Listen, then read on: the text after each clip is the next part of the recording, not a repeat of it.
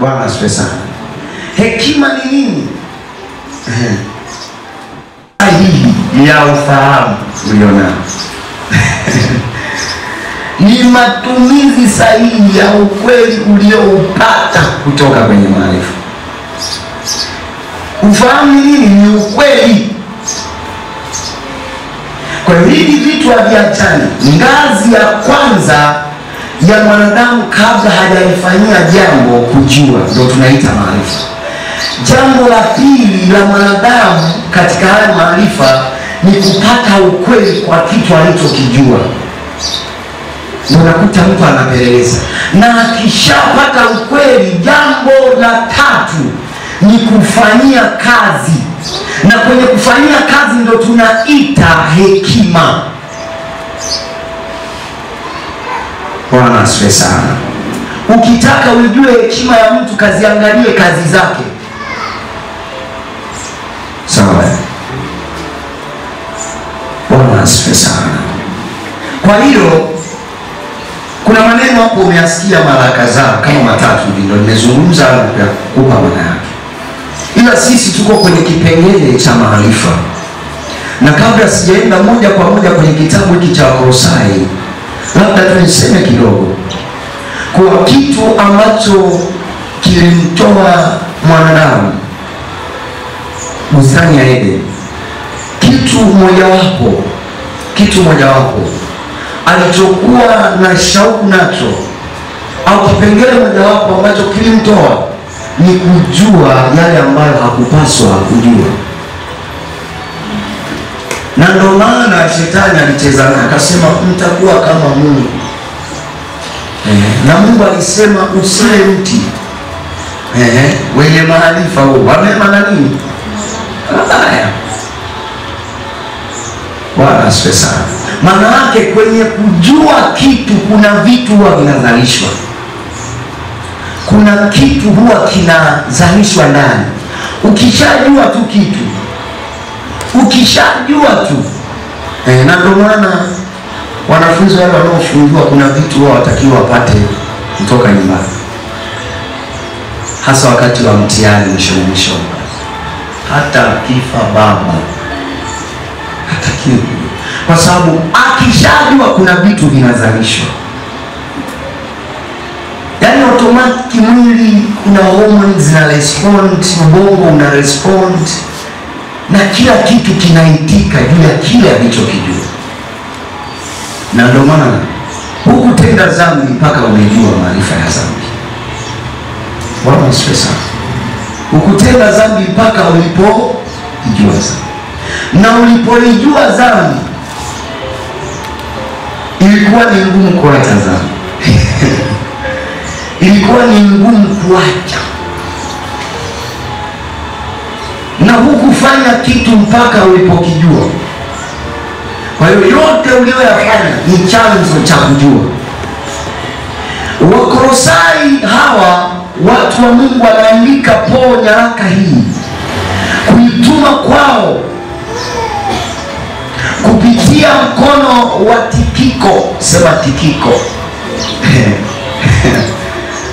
Tikiko anamtuma, na alikuwa amemtuma pia kwa Waefeso. Tikiko ni mtumishi mwenza pamoja na Paulo. Bwana asifiwe sana. Mjori pamoja na Paulo. Mtu aliyekuwa anatumika pamoja na Paulo aliagizwa awapelekee waraka huu. Na waraka wa Kolosai ni waraka pacha na waraka wa Efeso, kwa sababu umeandikwa au umetoka wakati Paulo yuko gerezani. Na Paulo akiwa gerezani anauandika waraka huu, na ni nyaraka ambazo zinaendana. Kuna vitu vinashabihiana, lakini waraka huo wa Kolosai ulikuwa unaenda kusuluhisha tatizo fulani lilokuwepo kwa Kolosai. Bwana asifiwe sana. Na tatizo lilokuwepo kwa Kolosai, kulikuwa na shida ya fundisho.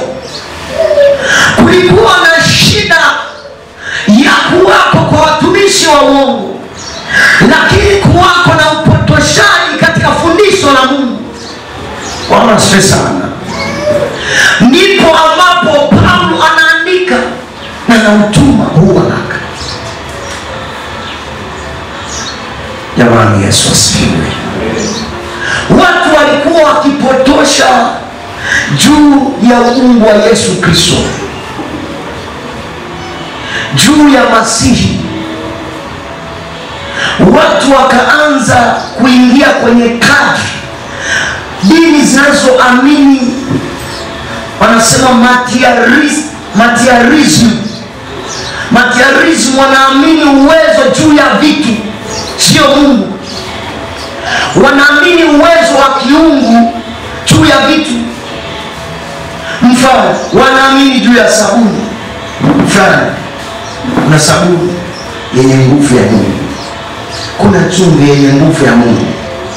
Wanaamini juu ya vitu fulani kuwa vina uwezo wa kufanya mambo fulani. Wanaamini juu ya nyota na vitu vingine.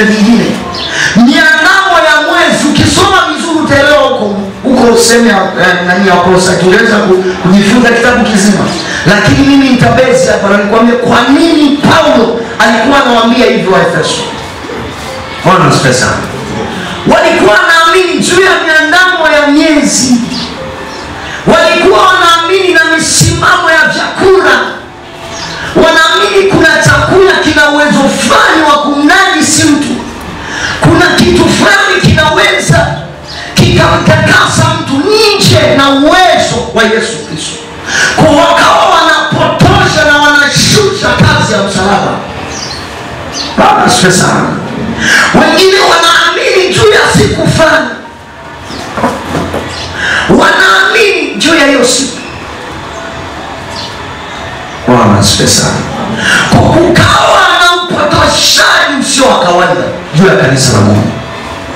Na kwa sababu ya ule upotoshaji, Paulo anauandika waraka. Bwana asifiwe sana. Na anaagiza mtu mmoja anaita Epafra ausome kwa hili kanisa. Paulo anaagiza usomwe mbele ya kanisa. Na Epafra, mtumishi wa Mungu aliyekuwa anatumika mahali pale, ambaye anasadikika ni mmoja ya waanzilishi wa kanisa hili la Efeso,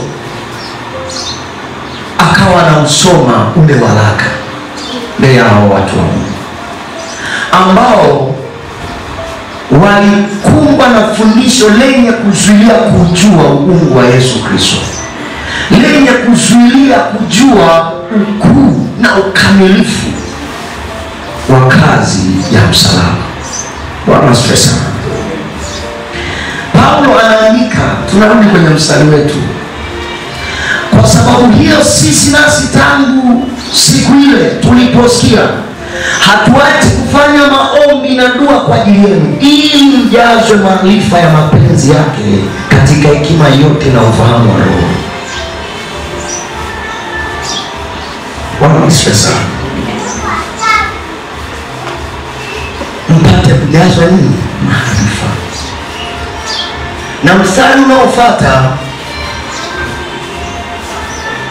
anasema, mwenende kama ulivyo wajibu wenu kwa Bwana.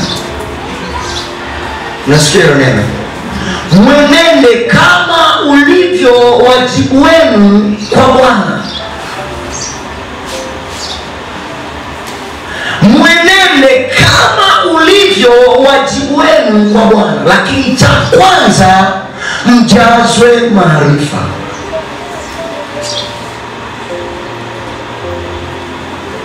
Na hekima yote na ufahamu wa Roho. Bwana asifiwe sana.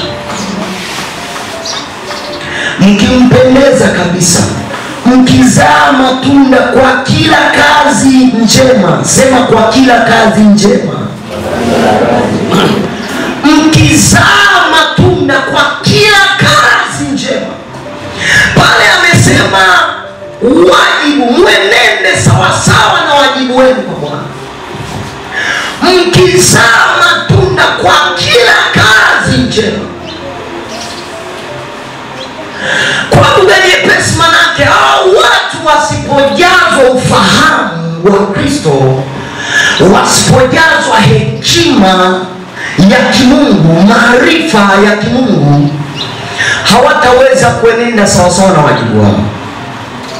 Hawataweza kuzaa matunda kwenye hizo kazi njema walizopewa na Mungu. Na matunda kwa lugha nyepesi ni matokeo. Bwana asifiwe sana.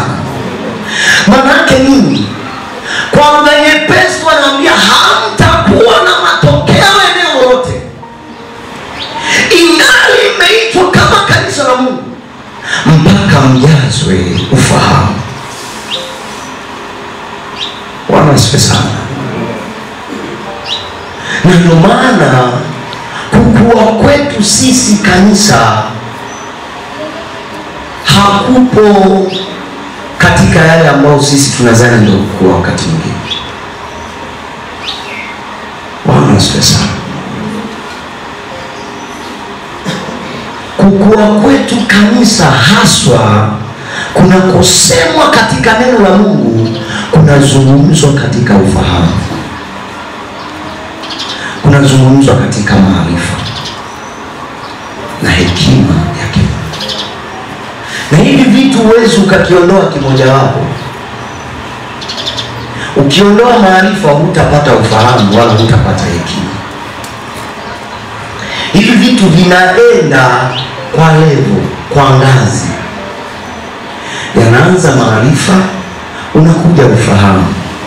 Ukishapata ufahamu, maana yake ufahamu kwa lugha nyepesi ni taa ndani ya akili yako inayokupa kujua ukweli unaotakiwa, kuwa hiki ni kitu sahihi na hiki sicho. Bwana asifiwe sana. Ile ni taa, na hii taa ni matokeo ya kuchoma malighafi moja inaitwa maarifa.